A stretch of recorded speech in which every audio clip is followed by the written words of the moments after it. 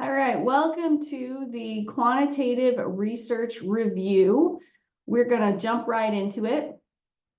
First, when we start doing research, we want to look at study population versus study sample. The study population is that larger group, like all college students in the United States, and then a sample, maybe we ask all Penn State students. So you have your bigger, and then it narrows down to the sample of people you actually ask, which then narrows it down further into the individual people. We call the individual people who participate in a study either respondent or participant. So population, sample, respondent. Once people have taken the study, then we have the data, especially in the case of survey data. So remembering back maybe for you, we have mean, median, and modes. And mean, if it's a normal distribution, looks a little bit different here. But really what you need to remember is mean is that like statistical average.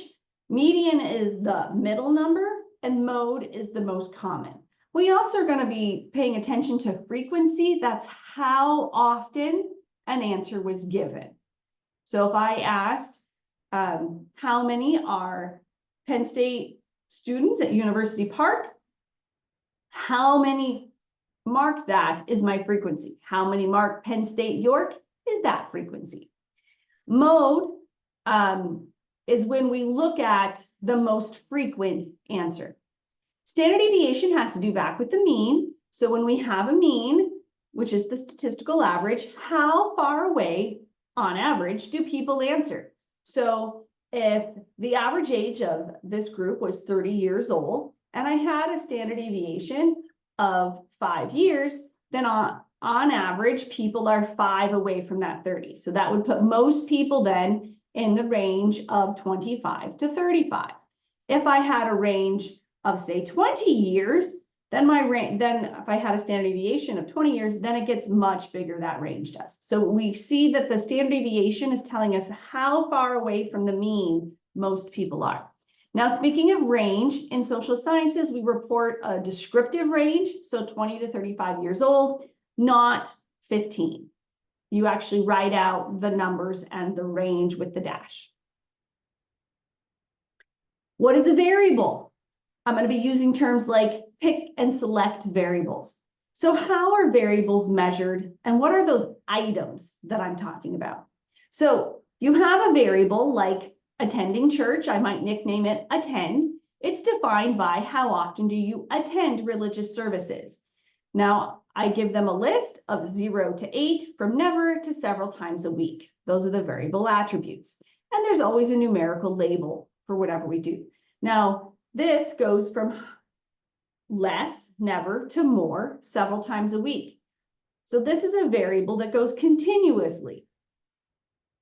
That is called a continuous variable. We also have categorical and dichotomous variables. So continuous, more of it, higher number, continuous. Category are just what it says. They're categories, like religion or major. So back here, well, these are words described in the numbers less than once a year. It's not a category. It's a description of what one stands for. Whereas in here, when we're looking at religion, like if we had Catholic, Protestant, and Jewish for 1, 2, and 3, a higher number is not more religion. Dichotomous is a categorical variable with only 2 options, male, female, student, non-student, married, non-married. Now, all of these could have other categories, but when we bring it down to just 2, then it's called a dichotomous variable. So let's look at some examples. Now, you don't need to remember all these different types, but what kind are they? Are they categorical or continuous? We're going to start there. So gender. Categorical. It is a special kind of categorical, which is dichotomous, but here we're just looking at those 2 basic types. So male, female, categorical. You don't have a higher number is not more gender. Then we have religiosity. Continuous, right, because a higher number is more religiosity. It was not very important to very important. These are not categories. These are descriptives of what the numbers mean. Then we have IQ. Also continuous. Higher number, higher IQ. And income, continuous. higher number, higher income. Let's look at some other examples. So with the quantification, like we see, these are some ways in which I might write out what I've done in a study. Let's look at age first. Continuous, and we're going to bring in all the categories here. So we have continuous, 1 through 5 is continuous. Then for political affiliation, categorical, because a higher number is not more political affiliation. It's categorical because it's groups. Region of the country. Sorry, out of order. Sex is dichotomous because it's got 2. Now region of the country. That is categorical. We had that previously. I wanted to bring it in here to remember it is in fact dichotomous because there's only 2 groups. It's a special kind of categorical variable. Now we're going to look at using these in statistics. So bivariate analysis. So that's when we have 2 variables. Only 2 variables that we're interested in. Bi meaning 2, variate meaning variables. So t-test. This is the first type of bivariate analyses we're going to talk about. It's comparing 2 means. Remember, means is that statistical average in 2 groups. Now, these have to be continuous variables. You can't have an average of religion when it's, 1 equals Catholic, 2 equals Protestant, 3 equals Jewish. You could add those numbers up and get an average, but that's meaningless. So it cannot work for a t-test. Have to have continuous variables. So with our continuous variables, we then take the averages and we can compare them. Now, there's different ways we can compare them. In this concept, in this review, it's most important to know we have 2 groups that we're comparing them on, that they have something we're comparing. It's got to be on the same scale. So like either age and 2 campuses. So we have 2 groups, each campus, and then the average age. Or it could be that we're looking at satisfaction with a cookie and satisfaction with pizza, both on a scale of 1 to 7. So because the scale is 1 to 7, we can compare them and see if cookies are different than pizza. So it's about being able to compare continuous variables.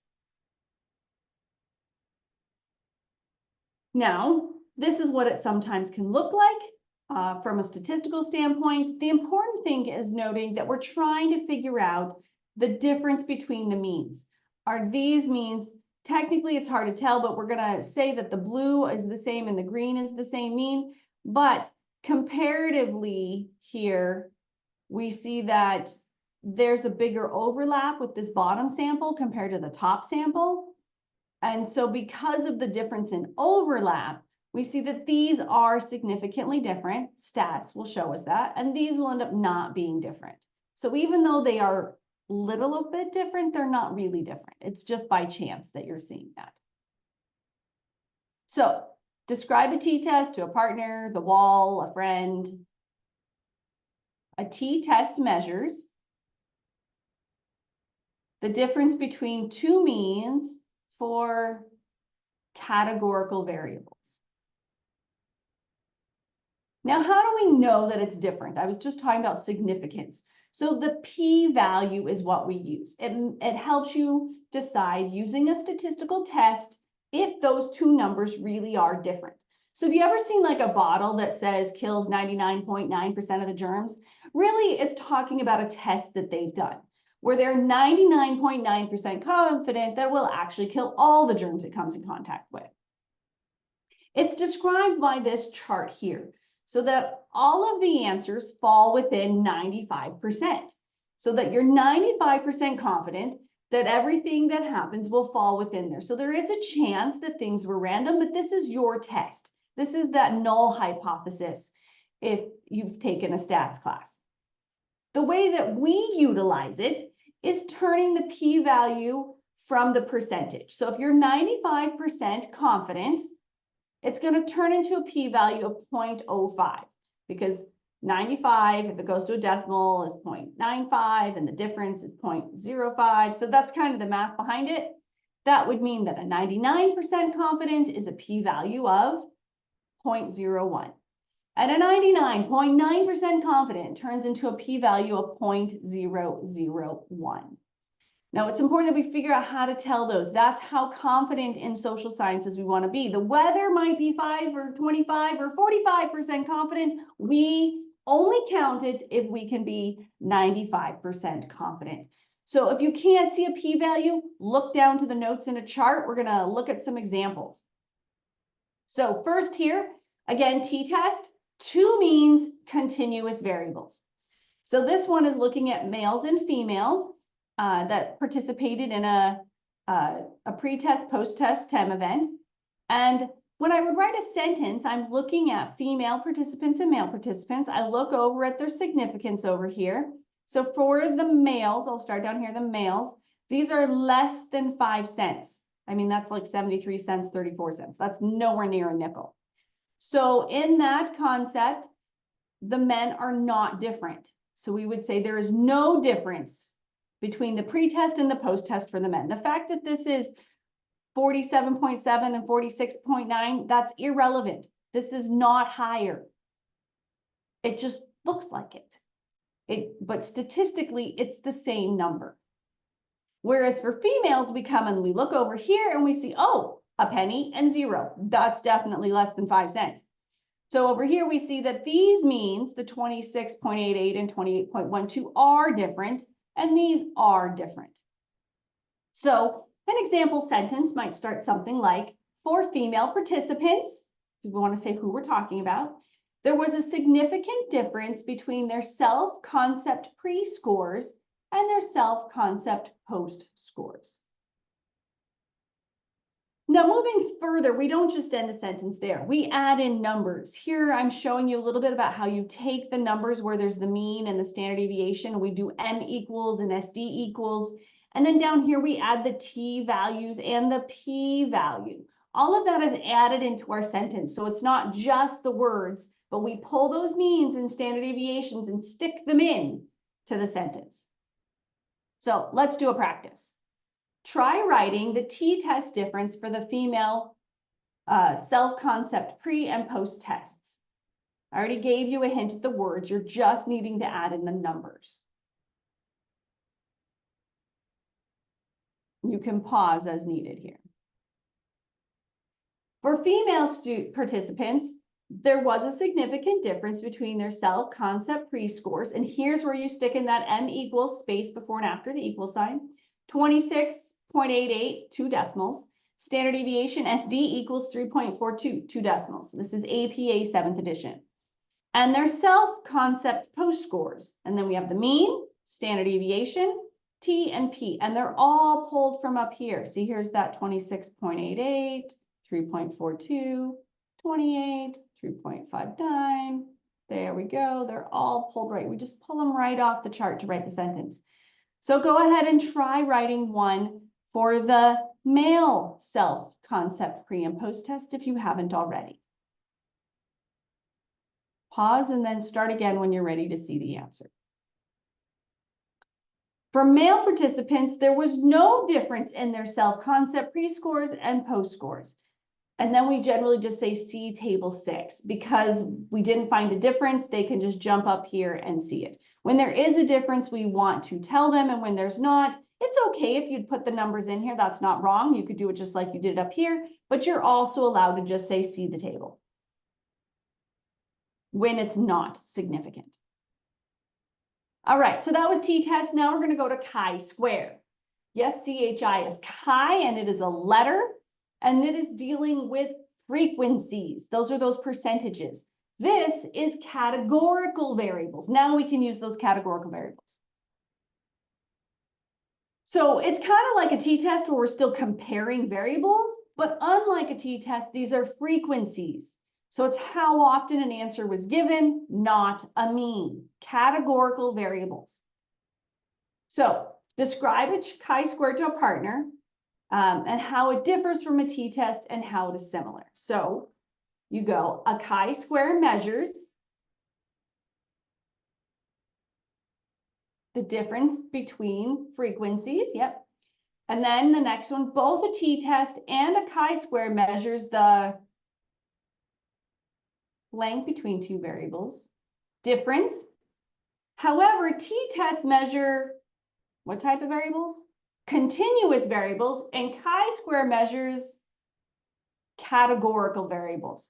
So a t-test measures continuous variables and a chi-square measures categorical variables. This is very important that you understand which one goes with what. Now we're going to move on to independent and dependent variables. So we've now done t-test, chi-square, and we're going to look at independent, dependent variables. This is when one is trying to change an outcome in another. Now we're doing predictive variables, still only two variables, but we're predicting. Before, t-test, chi-square is difference. Now we're predicting. So for example,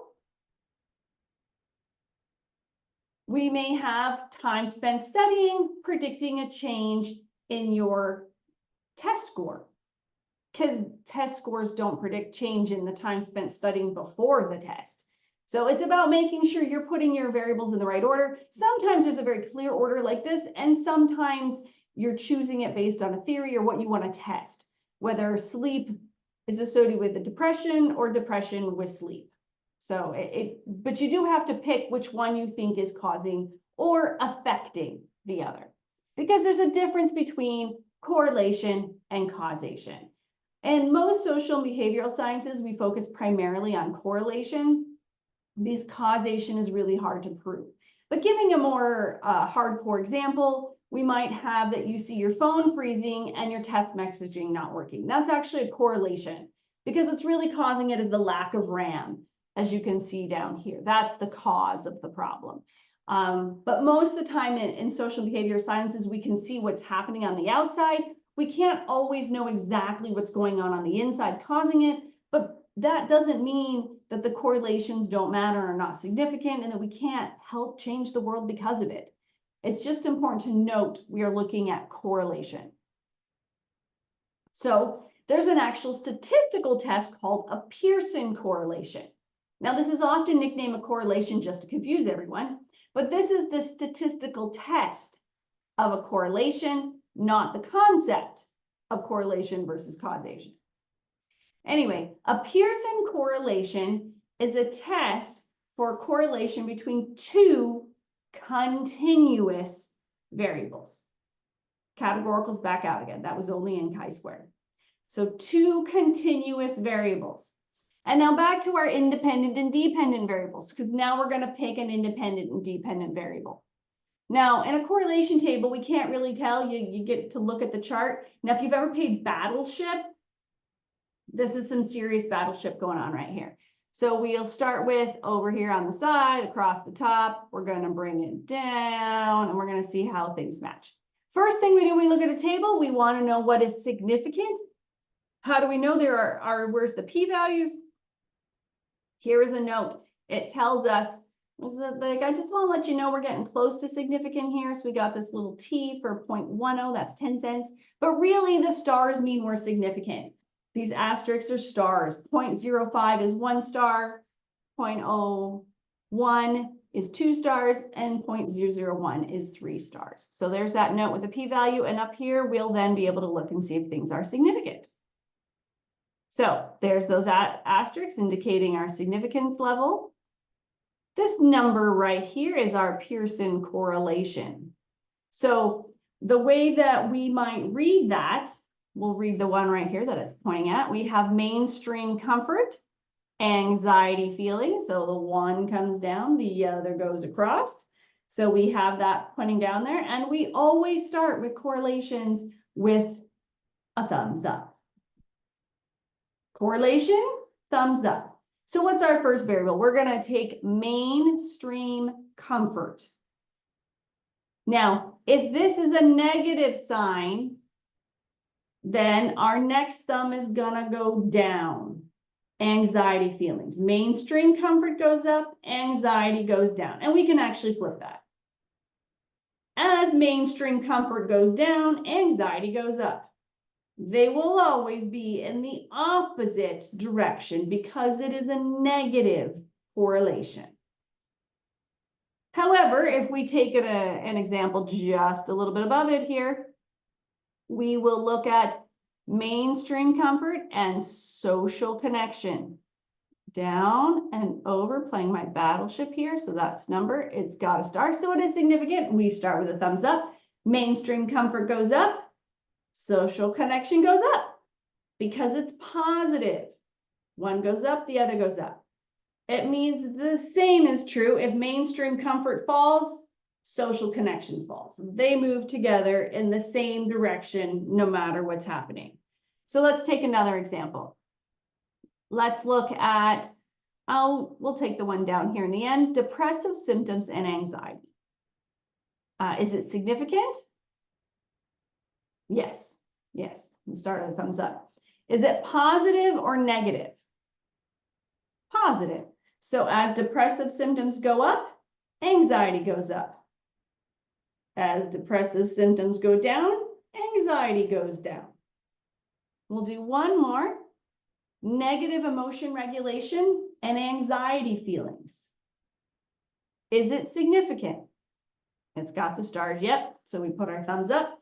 As negative emotion regulation goes up, so the worse you are at regulating your negative emotions, or the negative emotion regulation, so you have high level of negatives, you're not good at regulating your emotion, goes up, and then your anxiety goes down. So that we're seeing that as we regulate our emotions better, our anxiety is less. So regulate your emotions worse, anxiety, they go back and forth. So that's how you read it because it's negative. So let's practice writing sentences because you're going to get to do that. So write a sentence regarding the association between depressive symptoms and social connection. Depressive symptoms, social connection. There's our social connection. Find our depressive symptoms. So it's that one right there.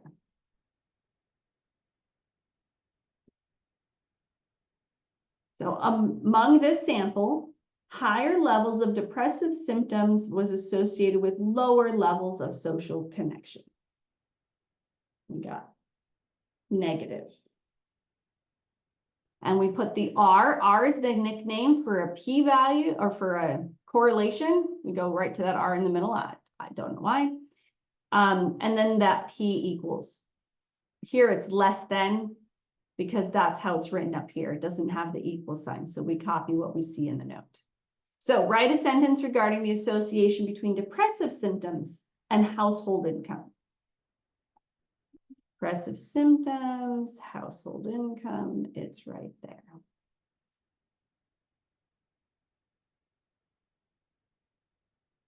Pause. Among this sample, depressive symptoms was not associated with household income. See table 1. So there's the table 1 label there. So again, when it's significant, we write in the numbers. All you need here is just the R and the P, much shorter than those t-tests. And when it's not, you just say see table so that we can see where those numbers are coming from. Now, when we look at what's going on, we actually can, this is that same thing in a different way. So we have our correlation table. This has just helped us to see you visualize it differently for those who may be struggling. If we have the anxiety right here, how much of anxiety is predicted by depression? Or yeah, so we have anxiety, depression, see that piece of the pie that's like, woo, 60% of the pie. So that's my attempt to make a 60% of the top pie, and it was significant.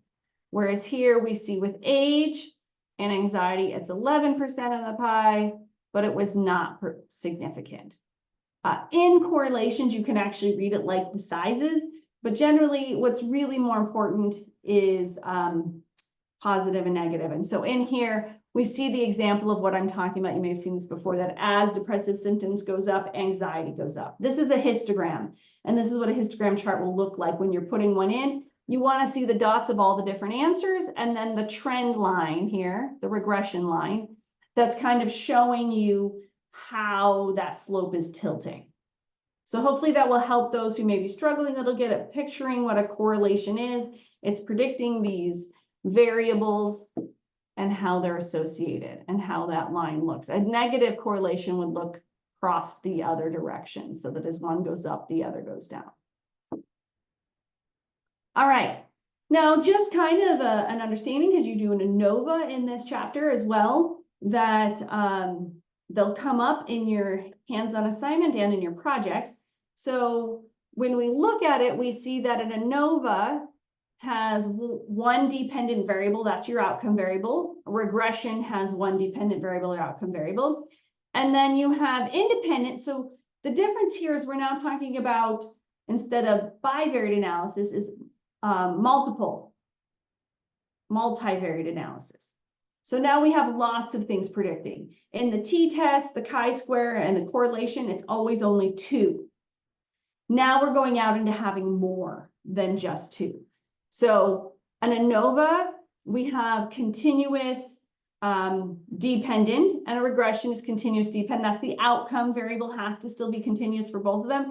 But the difference is that in ANOVA, we can take categorical input. So this is a continuous for one and a categorical for the other. And a regression is continuous. So that's really the difference. You're going to be running some of these to help you understand. There are lots of videos out there on these different sorts of analyses if you need additional review or help.